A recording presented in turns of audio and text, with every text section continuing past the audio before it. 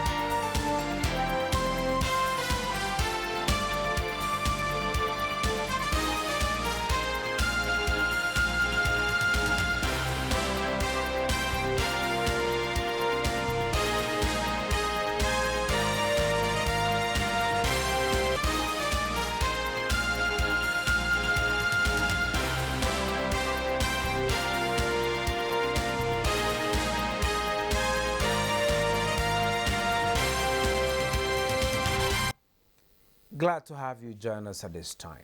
The Consumer Price Index, CPI, which measures inflation, increased by 17.33% year-on-year in February 2021. This is 0.86 percentage points higher than the rate recorded in January 2021, which was 16.47% on month-on-month basis. The headline index increased by 1.54% in February 2021. This is 0.05% rate higher than the rate recorded in January 2021. Food inflation increased from 21.79% in February 2021 from 20.57% in January 2021. The urban inflation rate increased by 17.92% year-on-year in February 2021 from 17.03% recorded in January 2021, while the rural inflation rate increased by 16.77% in February 2021 from 15.92% in January 2021. Moving on, the Central Bank of Nigeria, CBN, and the Nigerian Communications Commission, NCC, have announced the introduction of new charges for customers using the Unstructured Supplementary Service Data, USSD services. Statement jointly signed by the CBN's Acting Director of Corporate Communications, Osita Nwani-Sobi, and the Director of Public Affairs, Nigerian Communications Commission, Ikechukwu Adinde, says customers will pay a flat fee of 6 naira 98 kobo per transaction every time they use the USSD services, with effect from Tuesday, March 16, 2021. This is the outcome of the meeting between the CBN, NCC, deposit money banks, and mobile network operators over a protracted dispute concerning appropriate pricing for the USSD. The joint statement stated that the new charges was part of the resolution reached at the meeting, adding that a settlement plan for outstanding payments incurred for USSD services previously rendered by mobile network operators was being worked out by all parties in a bid to ensure that the matter is fully resolved. The federal government's Survival Fund program has continued to receive positive reviews by the public. Musa Abubakar reports that the latest group to give testimony on the 30,000 naira stimulus package is the beneficiaries of the MSME's transport track of the fund. Musa Abubakar reports. 30-year-old Abdullahi Zayanu is a commercial tricyclist. Like many of his counterparts, the COVID-19 restrictions that lasted for months last year was a tough period for him. When it started, we don't feel happy because we are always at home, So we parked our vehicle for some months. About 8 months, our vehicle had been parked. Now he's one of the many members of National Commercial Tricycle and Motorcycle Owners and Riders Association who benefited from the federal government survival fund for artisans and transport workers. I feel very happy because my vehicle has a fault, so I just use the money to go and fix my tires and the engines. Some of our members started getting the alert of 30,000 naira each through the Bank of Industry, which indeed a commendable effort. They use the advantage of that 30,000 naira to go and repair their tricycles. It's a very great achievement and we are very happy. Every time that something happens that touches the lives of our members, we are very, very, very, very happy about it. Abdullahi Zayanu is back to work feeling good as the stimulus package has cushioned the effects of lockdown imposed as a result of the COVID-19 pandemic. Nigeria's total public debt rose to 32.9 trillion naira at the end of December 2020. The Debt Management Office said in a statement from its last report on public debt, the figure stood at 32.2 trillion naira as of the end of September 2020, which showed an increase of 700 billion naira. The DMO disclosed that the total public debt to the gross domestic product was 21.61%.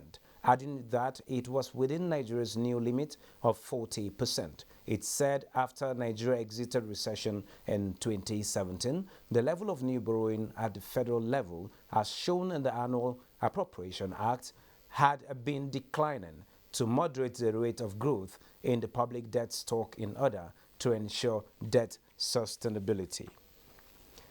Director General of the World Trade Organization, Dr. Ngozi Okonjo-Iweala, is advising Nigerians to leverage on the opportunities provided by COVID-19 to key into e-commerce as the services industry continues to expand. She was speaking at a meeting with the Governor of the Central Bank of Nigeria, Godwin Emefiele, who expressed determination of the regulator as well as government to address inefficiencies that resulted in the closure of factories. The report.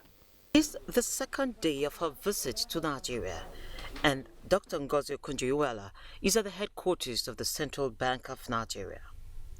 The issues include job creation, balance of trade, value addition, export finance, and the well-being of the investing environment.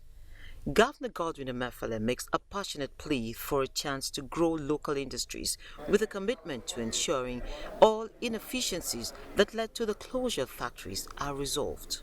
We're working through our ease of doing business committee to ensure that we make life easy for people who want to do business in Nigeria.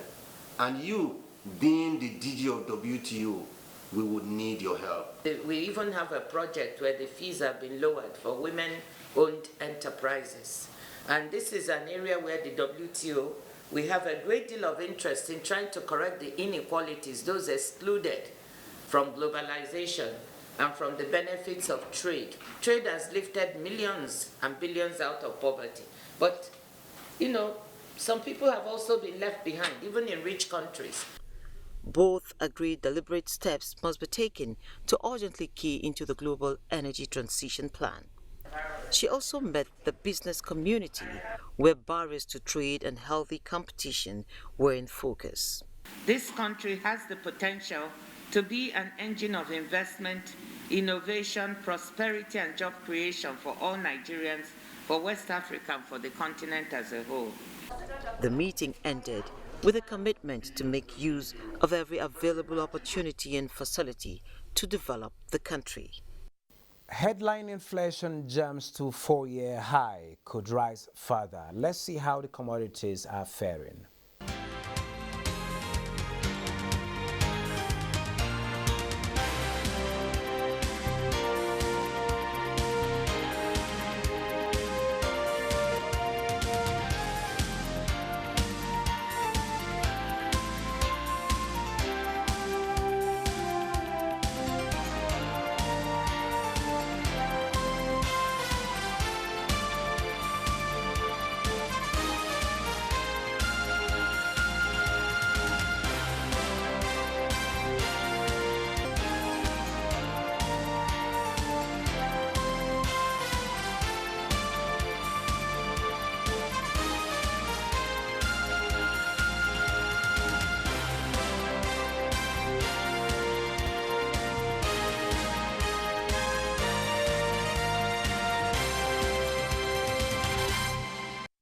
At this moment, let's take a look at the close of transactions at the capital market for today. From what I have here, the market dips by minus 0.04%, where the all share index is 38,706.13 basis point. The volume of stocks that exchange has amongst investors today, we have 177.3 million, valued at 2.6 billion naira in 4,103 deals. Market capitalization is 20.2 trillion. And looking at the top trades, we have Guarantee.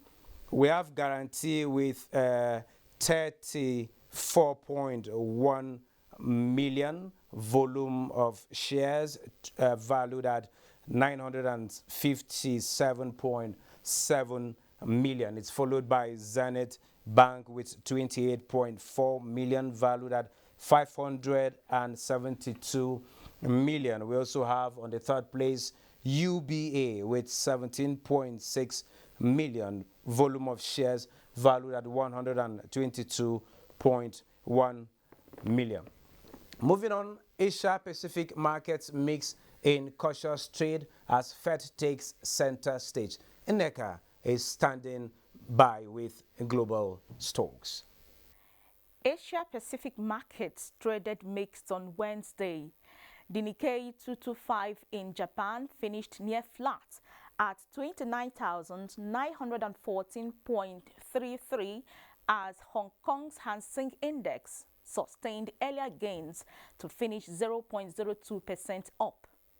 The Shanghai Composite was also near flat at 0.03%. European stocks were slightly lower in early trading Wednesday. London FTSE was down by 0.34%.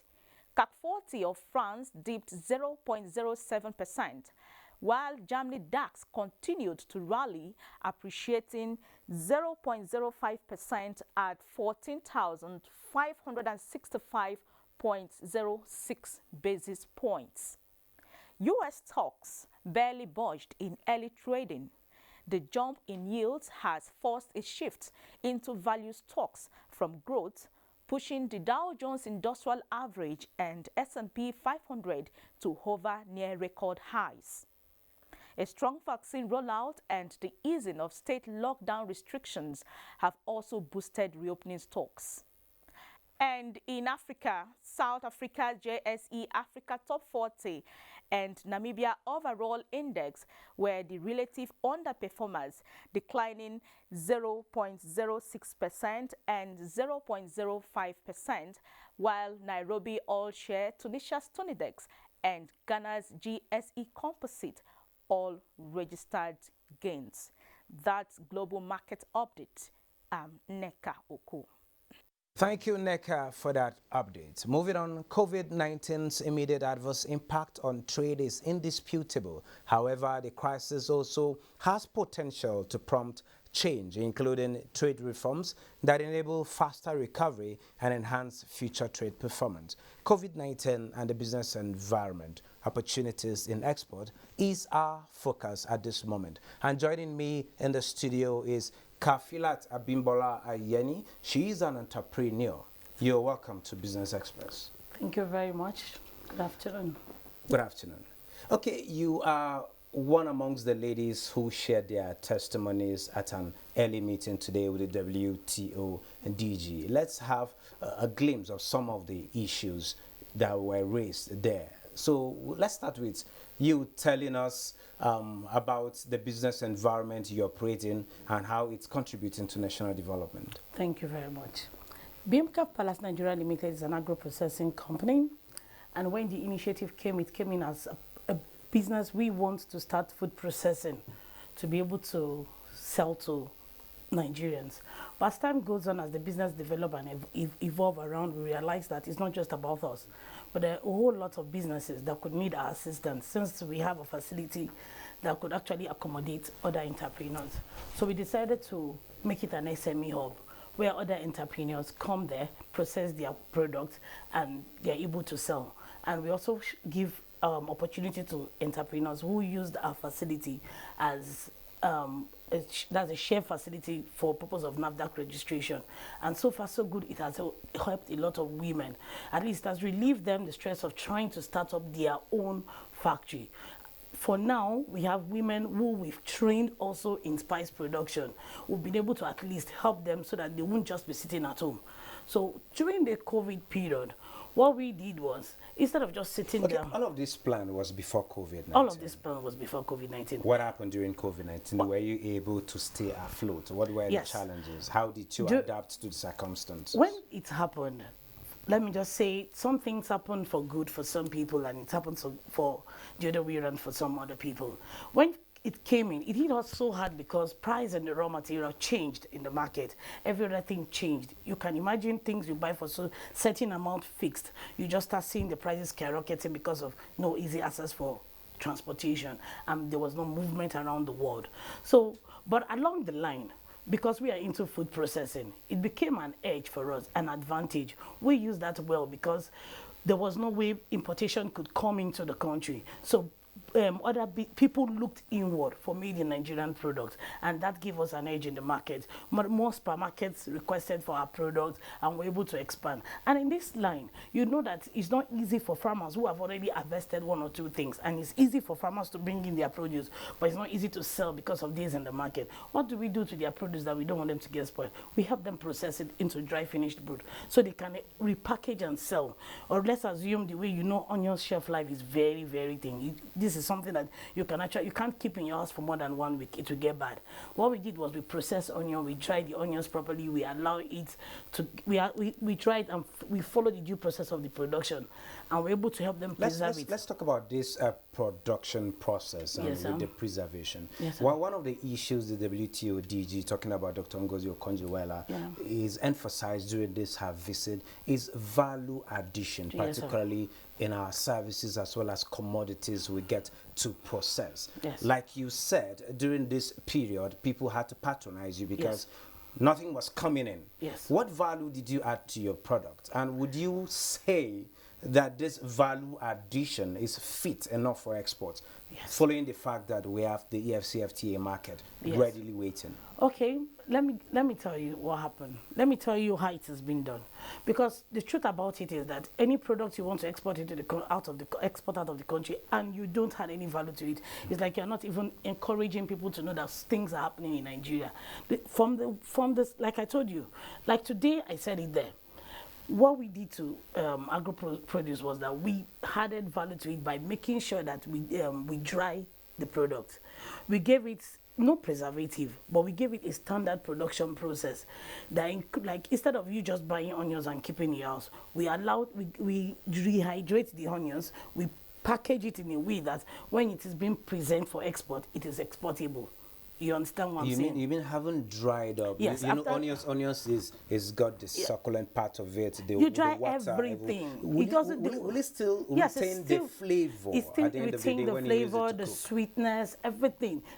Dry onions is actually more sweeter than the fresh onions, because it retains everything. If you put a dry onions in a little bit of warm water, it comes back to the fresh onions you got before you dry it. And in this same period of COVID-19, we able to put our hands on tomatoes, not just onions. We did dry tomatoes for people who have tomatoes, but because the market days are actually shortened, instead of the normal everyday market days in Abuja was shortened to 3 days, and people had a lot of waste in the market. So they brought in their tomatoes for us to process. We dried them for them, we packaged, we dried them, we milled them to fine powder, and they're able to keep and sell for later. I'm excited about the potential of your business. With this potential, did you make any special requests to the WTO DG? And if you did, what is that, and how would that benefit the Nigerian woman that is in your business? Thank you very much. I was very direct about what I wanted. What I wanted was for Nigerian farmers not to have waste anymore. And when she came to me, when she came to my desk, even after the program, and she saw the dried tomatoes, what I told her, she really liked them. She picked them and told me, what are these? I told her they are the dried tomatoes, pepper I talked about, but no onions. So this is the spicy one and the mild one.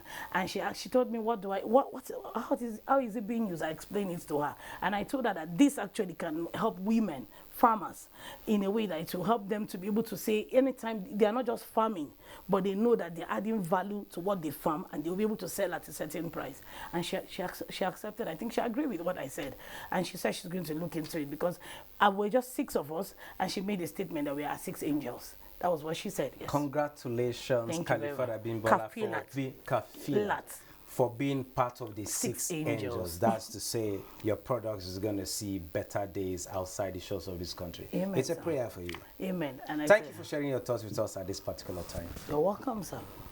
Moving on, Federal Inland Revenue Service says it remains the only federal agency permitted by law to collect stamp duties on behalf of the federal government of Nigeria, urging all taxpayers to disregard the aforementioned fake news and continue to pay their stamp duties charges to the FIRS nationwide. Statement by Director Communications and Liaison of the service, Abdullahi Ismail Ahmed, says Minister of Communication and Digital Economy was misquoted as saying that the administration of stamp duty was granted to NIPOST. The speech attributed to the minister is said to be misquoted out of context by the media.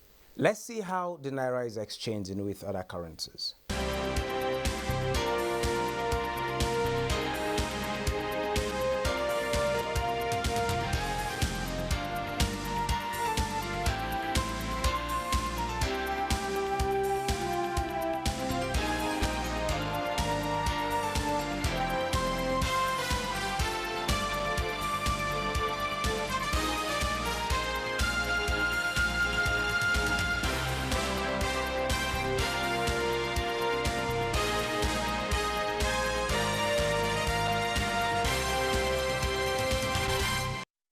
This is where we end this edition of Business Express. Remember to keep in touch with us by sending in your comments, observations, and suggestions. Also be informed that all previous episodes are available on YouTube on the NTA's channel. You can also communicate with us on Twitter, and the handle is NTA News Now, and the hashtag is BizX.